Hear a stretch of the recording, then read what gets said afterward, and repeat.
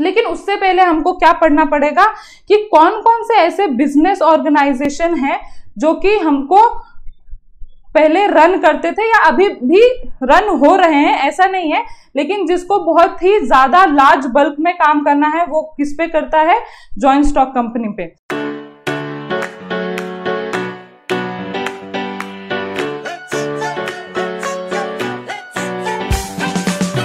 Hello everyone, so I hope you all are doing well. So आज हम देखने वाले हैं अपना सेक्रेटरियल प्रैक्टिस का second chapter 11th standard Maharashtra board. Yes, हम डिटेल में पढ़ने वाले हैं आज क्या होता है जॉइंट स्टॉक कंपनी। बट उससे समझने से पहले हमको समझना पड़ेगा कुछ ऐसे बिजनेस ऑर्गेनाइजेशन जो जॉइंट स्टॉक कंपनी से पहले हुआ करती थी, जैसे कि आपके बुक में दिया हुआ है in evolution of business organisation. Yes, joint stock company के आने से पहले कुछ ऐसे बिजनेस ऑर्गेनाइजेशन हुआ करते थे जो चलते थे, लेकिन कुछ ऐसे डिफिकल्टीज आने लगी इन बिजनेस ऑर्गेनाइजेशन में जिसके वजह से हमको लाना पड़ा जॉइंट स्टॉक कंपनी। बट आपके टेक्स्ट बुक के हिसाब से पहले हमको समझना पड़ेगा ये सब फॉर्म्स ऑफ बिजनेस ऑर्गेनाइजेशन, जैसे कि sole trading company, joint Hindu, family business, partnership, LLP जिसको हम लिमिटेड लाइबिलिटी पार्टनरशिप बोलते हैं, एंड कोऑपरेटिव सोसाइटी। फिर हम इन डिटेल देखेंगे कि क्या होता है जॉइंट स्टॉक कंपनी। यस, उसके बाद हम देखेंगे उसका meaning, types of company of joint stock and then distinguish between. ठीक है, लेकिन उससे भी पहले मतलब फॉर्म्स ऑफ ऑर्गेनाइजेशन से भी पहले हमको एक हिस्ट्री दी हुई है।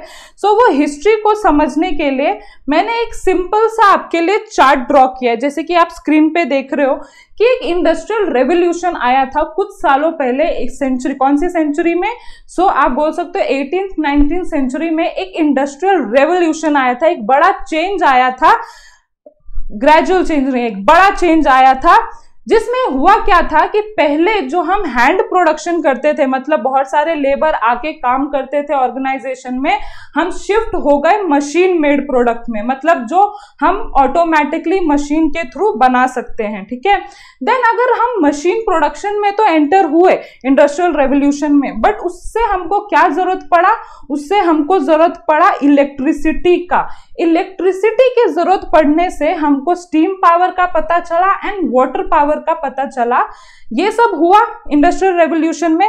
देन एक दूसरी बात हुई, that is increase in demand. जैसे जैसे प्रोडक्शन बढ़ता गया वैसे वैसे लोगों का डिमांड भी बढ़ता गया, या हम वाइस वर्सा बोल सकते हैं कि जैसे जैसे लोगों का डिमांड बढ़ा वैसे वैसे हमको इसका प्रोडक्शन बढ़ाना पड़ा, जिससे कि क्या हुआ, जो पहले बहुत छोटे पैमाने पे होता था, जैसे कि पहले जो बिजनेस चलते थे वो घर के घर में चलते थे, या एक थोड़ा सा शेड लगा दिया जाता था, उसमें एक 4-5 लेबर आके काम करके जाए जाते थे। लेकिन इंडस्ट्रियल रेवोल्यूशन के आने के वजह से, मतलब इंक्रीज इन डिमांड के वजह से मास प्रोडक्शन हुआ। मास प्रोडक्शन मतलब बहुत ही पैमाने पे प्रोडक्शन होना, जिसमें कि हजारों एम्प्लॉइज इन्वॉल्व होते थे। क्योंकि क्या होता था, पहले सिर्फ हम लोकल मार्केट में बनाए, लोकल मार्केट को कैप्चर करते थे, मतलब अगर मैं इधर अहमदनगर में हूं तो मैं अपने आसपास के सिटीज को ही कवर कर पाऊंगी, आसपास के सिटीज के ही को ही डिमांड सप्लाई कर पाऊंगी। यस राइट, लेकिन जैसे ही इंडस्ट्रियल रेवोल्यूशन आया उससे मेरे को रीजनल ही नहीं बट मेरे को नेशनल प्लस इंटरनेशनल डिमांड्स भी आने लग गए। उसके वजह से मैंने मास प्रोडक्शन किया, और ये सब आता है मेरे इसमें इंडस्ट्रियल रेवोल्यूशन में। पहले लोग छोटे पैमाने पे काम करते थे, आजकल लोग बहुत ही ज्यादा वेराइटीज में, बहुत ही ज्यादा बल्क में काम करने के वजह से हमको एक इंडस्ट्रियल रेवोल्यूशन का पता चला, दैट इज जो आया था 1760 to 1840 में, लगभग 80 इयर्स के लिए।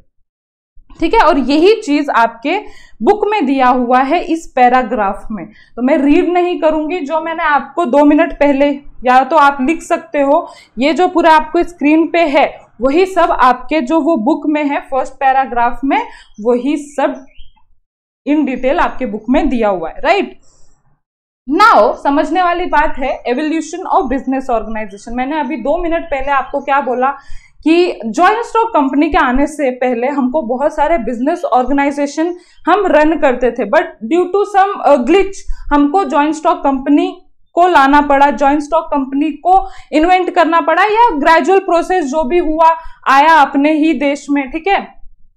लेकिन उससे पहले हमको क्या पढ़ना पड़ेगा कि कौन कौन से ऐसे बिजनेस ऑर्गेनाइजेशन हैं जो कि हमको पहले रन करते थे या अभी भी रन हो रहे हैं, ऐसा नहीं है, लेकिन जिसको बहुत ही ज्यादा लार्ज बल्क में काम करना है वो किस पे करता है, जॉइंट स्टॉक कंपनी पे। तो वन बाय वन हम इसी बिजनेस ऑर्गेनाइजेशन को समझने वाले हैं कि क्या होता है सोल ट्रेडिंग कंपनी, क्या होता है joint Hindu family business and so on, ठीक है। तो जैसे कि आपको सोल ट्रेडिंग कंपनी के नाम से थोड़ा कुछ पता चल रहा है, मतलब क्या है सोल, मतलब ही क्या, एक अकेला इंडिविजुअल पूरे बिजनेस का ओनर रहेगा, मैनेजर रहेगा एंड कंट्रोलर रहेगा, ठीक है। वही सारे डिसीजन लेगा, वही उसी के पास सारा कंट्रोल्स रहेगा और उसी के पास सारा मैनेजमेंट का काम रहेगा, मतलब वन मैन आर्मी जिसे हम बोल सकते हैं, या वन मैन बिजनेस, ठीक है, जिसके भरोसे पूरा बिजनेस चल रहा है, मतलब एक लौता बंदा है जिसके भरोसे पूरा बिजनेस चल रहा है। तो हम उस टाइप ऑफ बिजनेस ऑर्गेनाइजेशन को बोलते हैं सोल ट्रेडिंग कंपनी, ठीक है। तो हम बुक का कंटेंट पढ़ लेते हैं, क्या वही बोला हुआ है। So sole trading company is a form of business organisation, it is owned, it is managed and it is controlled by only one person, ठीक है, याद रहेगा, only one person, control, owned and managed by only one person. It is also called as one man business. A person who conduct the business is called as sole trader, ठीक है। क्या बोलते हैं हम इसको, सोल ट्रेडर, याद रखना, जो सोल ट्रेडिंग का ओनर रहता है उसको हम सोल ट्रेडर बोलते हैं। नाउ ये तो हो गया सोल ट्रेडर की, हमने कुछ फैक्चुअल बातें समझ ली। नाउ इसके कुछ फीचर्स क्या हैं, मतलब कुछ ऐसे यूनिक क्वालिटी क्या है मैम जिससे कि हम पता लगा सके कि ये एक सोल ट्रेडिंग कंपनी है। तो देखो, सबसे पहले आपके फीचर में दिया हुआ है कि इसको कोई भी सेपरेट लॉ गवर्न नहीं करता है। जैसे कि फॉर एग्जांपल पार्टनरशिप फर्म जो है उसको एक एक्ट है, पार्टनरशिप फर्म एक्ट करके, ठीक है। जैसे कि जॉइंट स्टॉक कंपनी है उसके लिए एक सेपरेट एक्ट है, कंपनीज एक्ट। वैसे ही एलएलपी, उसको भी एलएलपी एक्ट एप्लीकेबल होता है। बट खासकर सोल ट्रेडिंग कंपनी के लिए कोई भी ऐसा एक्ट बना नहीं है। बट हाँ आपको सारे सोल ट्रेडिंग कंपनी को वो सारे रूल फॉलो करने पड़ेंगे जो कि लॉ ऑफ लैंड है। अभी मैम ये लॉज ऑफ लैंड क्या होते हैं, मतलब ऐसे सारे जनरल लॉ जो भी इंडिया में है वो आपको फॉलो करना पड़ेगा। फॉर एग्जाम्पल, जैसे कि आपको जब भी आप कोई बिजनेस चालू करते हो तो आपको क्या लेना पड़ता है, आपको शॉप एक्ट लेना पड़ता है गवर्नमेंट के पास से, तो आपको शॉप एक्ट लेना पड़ेगा, ठीक है। ये आपको इसमें नहीं दिया हुआ, सोल ट्रेडिंग कंपनी के एक्ट में नहीं दिया हुआ है, या सोल ट्रेडिंग कंसर्न का कोई एक्ट नहीं है। बट हाँ, ये क्या है, एक लॉज ऑफ लैंड है जो कि आपको कोई भी बिजनेस ओपन करने से पहले आपको कंपल्सरी शॉप एक्ट लेना पड़ेगा। या फॉर एग्जाम्पल आप जैसे कि इंडियन कॉन्ट्रैक्ट एक्ट है, ठीक है। इंडियन कॉन्ट्रैक्ट एक्ट में क्या होता है, सारे जनरल लॉज है कि आप अगर कोई बिजनेस कर रहे हो तो किसी के साथ आप फ्रॉड नहीं कर सकते, किसी के साथ आप मिस रिप्रेजेंटेशन नहीं कर सकते एंड सो ऑन। तो ये क्या है, जनरल लॉ है कि आप अगर बिजनेस खोला हुआ है तो आप सच्चे मन से बिजनेस करो, इसमें आपने फ्रॉड नहीं करोगे, फ्रॉड करोगे तो कोर्ट आपके ऊपर ही आपको ही स्यू करेगा। तो इसमें दिया हुआ है मेनली फर्स्ट फीचर में कि आपको कोई भी ऐसा स्पेसिफिक लॉ एप्लीकेबल नहीं होगा, बट हाँ इंडिया में जो भी जनरल लॉ है वो आपको एप्लीकेबल होंगे, ठीक है। फर्स्ट फीचर मतलब समझ गया। Second, sole trading concern has only one owner. ये तो हमने ऊपर ही देख लिया था कि ये वन मैन आर्मी है, वन मैन बिजनेस है। सो एक ही ओनर रहेगा जो मैनेज, कंट्रोल और ओनर रहेगा उसका। Now, third, capital contributed by sole trader is very small.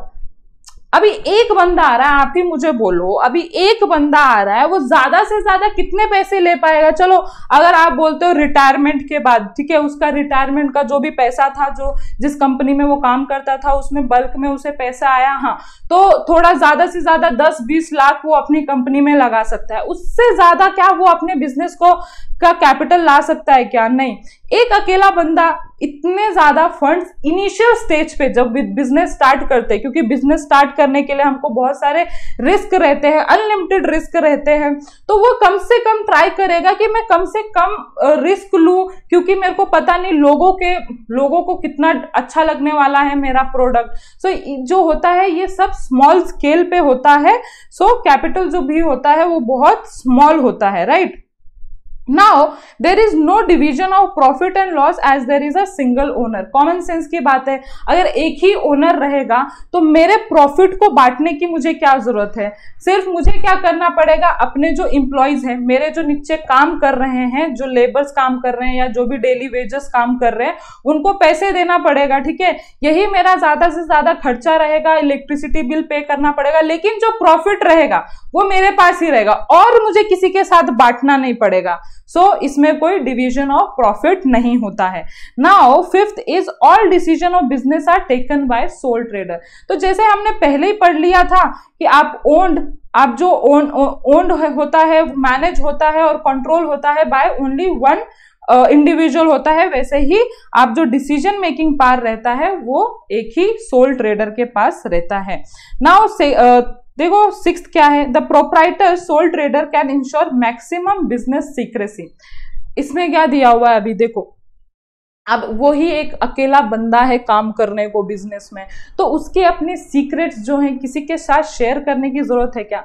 For example जैसे कि कंपनी, जॉइंट स्टॉक कंपनी में कुछ ऐसे लाइबिलिटीज होती हैं जो सारे डायरेक्टर को बताना जरूरी है, उनको पता होना जरूरी है। अगर मैं किसी के एज अ डायरेक्टर अगर मैं किसी के साथ डील कर रही हूं तो जॉइंट स्टॉक कंपनी में सारे डायरेक्टर को ये सब नॉलेज होना चाहिए। अगर इसमें से कोई, इस डील में से कोई लॉस हुआ ना, तो फिर सारे डायरेक्टर जिनको नहीं पता था, अगर उसने बाय चांस नहीं बताया होगा तो ये डायरेक्टर लायबल नहीं होंगे। बट इन केस ऑफ ये सोल ट्रेडर, आपको किसी के साथ शेयर करने की जरूरत नहीं है, ना ही आप प्रॉफिट शेयर कर रहे हो, ना ही आपको कोई अपने कॉन्फिडेंशियल डाटा शेयर करने की जरूरत है, ना किसी के लिए लायबल नहीं हो आप। So sixth is the proprietor sole trader can ensure maximum business secrecy. Now seventh में देखो क्या है कि आपके जो लाइबिलिटी रहती है वो अनलिमिटेड रहती है। अब मतलब क्या है लाइबिलिटी? मतलब देखो क्या होता है लाइबिलिटी, सिंपल, जैसे अगर फॉर एग्जांपल आपने किसी से प्रोडक्ट लिया, ठीक है, आपने किसी से उधारी ली, तो वो क्या होता है, लाइबिलिटी होती है। जैसे आपने अकाउंट्स में असेट एंड लाइबिलिटी मतलब समझा होगा, तो लाइबिलिटी मतलब कि ऑब्लाइज हो आप किसी को पेमेंट के लिए, ठीक है, आपकी एक लाइबिलिटी है। तो इसमें क्या बोला गया है सेवेंथ पॉइंट में कि अगर फॉर एग्जाम्पल आप अपने बिजनेस में उसकी लाइबिलिटी पे नहीं कर पाए, XYZ इंडिविजुअल की लाइबिलिटी नहीं पे कर पाए, मतलब आपने उससे उधारी ली थी और आपके पास अब पैसे नहीं बचे, तो आपको अपने घर का माल बेच के आपको उसका पेमेंट करना पड़ेगा। मतलब आपका टीवी, फ्रिज, घर, जो भी आपका असेट है घर में, वो बेच के आपको उसकी पेमेंट करनी पड़ेगी। मतलब ही क्या, आपकी जो लाइबिलिटी है वो अनलिमिटेड है, आपकी जो लाइबिलिटी है अनलिमिटेड है। लिमिटेड रहेगा तो मतलब ही क्या रहता है, सिर्फ आपको अपने बिजनेस में जो पैसे हैं उसी को आप बेच के, या जो भी असेट है उसी को आप बेच के अपने उधारी पूरा कर सकते हो। लेकिन अनलिमिटेड का मतलब क्या होता है, जो घर में सारे असेट हैं उसको भी बेच के आपको उसकी उधारी पूरी करनी पड़ेगी। सो एक सबसे बड़ा आप बोल सकते हो disadvantage is seventh point of sole trading company, सबसे बड़ा disadvantage. Now this business does not enjoy a separate legal status.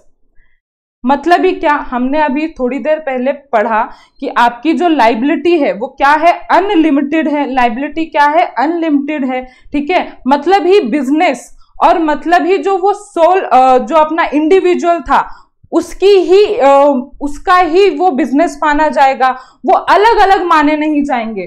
For example जैसे कि मैंने एक अपना ग्रोसरी का शॉप ओपन किया, ठीक है, तो मैं उसके सोल ट्रेडर हूं, तो बिजनेस और जो वो सोल ट्रेडर रहेगा उसको एक ही एंटिटी मानी जाएगी, उसको अलग अलग एंटिटी नहीं मानी जाएगी, ठीक है। जैसे कि वाइस वर्सा आप जॉइंट स्टॉक कंपनी में देखते हो, या हम देखेंगे आगे कि जॉइंट स्टॉक कंपनी एक अलग वास्तविक अपना रखता है, और उसके जो उनके मैनेजर्स रहते हैं वो अलग अपने स्थान पे रहते हैं, ठीक है, उनको एक ही साथ हम मर्ज नहीं कर सकते। बट वाइस वर्सा ऐसा कुछ भी सोल ट्रेडिंग में नहीं रहता, आपको एक ही माना जाएगा। अगर आपने किसी के साथ किसी को धोखा दिया तो आपको मारपीट पड़ेगी। मतलब ही क्या, आप कुछ भी इंजॉय नहीं करते हो as a separate legal status, आपको बिजनेस के साथ स्टिक रहना पड़ता है। बिजनेस ने कुछ घपला किया, मतलब पीठ पीछे एम्प्लॉय ने कुछ घपला किया किसी और के साथ, मार आपको पड़ेगी, ठीक है। समझा? अभी समझा आपको इससे? नाउ 9th देखो, sole trading concern is not suitable for a large scale business operation. इसमें क्या बोल रहा है कि अगर आपको बहुत बड़े पैमाने पे कोई बिजनेस करना है तो आप सोल ट्रेडिंग बिजनेस में नहीं जा सकते हो, क्योंकि एक अकेला बंदा कहां ध्यान देगा, मैनेजमेंट करेगा, कंट्रोलिंग करेगा, डिसीजन लेगा, कहां ध्यान देगा। तो इसीलिए बोला जाता है कि सोल ट्रेडिंग जो कंसर्न रहता है, it is not suitable for large scale business organisation. बड़े पैमाने पे अगर आपको बिजनेस करना है तो go for other types of business organisation, not sole trader, ठीक है। आई थिंक सो क्लियर है। कोई भी पॉइंट इतना सा भी कुछ नहीं समझा होगा तो वादा करो आप नीचे कमेंट बॉक्स में जरूर लिखोगे, ठीक है, और नहीं लिखोगे तो है ना, मैं कुछ पढ़ा रही हूं, आप कुछ पढ़ रहे हो मेरे से, तो ये मेरी रिस्पॉन्सिबिलिटी है आपके डाउट्स को समझना। तो प्लीज आपको कुछ डाउट्स आते हैं तो प्लीज कमेंट बॉक्स में, फ्री, कुछ पैसे नहीं लग रहे आपको, फ्री में है वो, ठीक है। तो आप लिख सकते हो, मुझसे पूछ सकते हो, मैं आपको ऑलवेज उसमें आपको आंसर मिल जाएगा। कभी भी मेरी तरफ से वैसा नहीं होता है कि आपको कुछ आंसर नहीं मिलते। तो हमने सोल ट्रेडिंग कंपनी पढ़ ली। इसमें सबसे बड़ा डिसएडवांटेज क्या था कि आप बड़े पैमाने पे बिजनेस नहीं कर सकते हो। दूसरा क्या था कि आपको बिजनेस का ही पार्ट माना जाता है, कि बिजनेस और इंडिविजुअल को एक ही माना जाता है। देन जो सोल ट्रेडर की जो लाइबिलिटी होती है वो अनलिमिटेड होती है, मतलब उसके घर का, उसके अपने पर्सनल असेट भी बेचे जा सकते हैं अगर उसने अपनी बिजनेस की लाइबिलिटी कंप्लीट नहीं की तो ये सब हमने डिसएडवांटेज देखे इन फीचर्स ओनली। नाउ बी देखेंगे, जॉइंट हिंदू फैमिली बिजनेस। तो ये हम नेक्स्ट वीडियो में कर सकते हैं क्या? तो नेक्स्ट वीडियो पक्का देखना, ये हम नेक्स्ट सेपरेट वीडियो बनाएंगे इसका, जॉइंट हिंदू फैमिली बिजनेस का, ताकि ज्यादा लंबा वीडियो ना हो, ठीक है। So hope you like this video. अगर लाइक कर रहे हो तो प्रेस करो लाइक को, ठीक है। चलो टिल देन बाय बाय।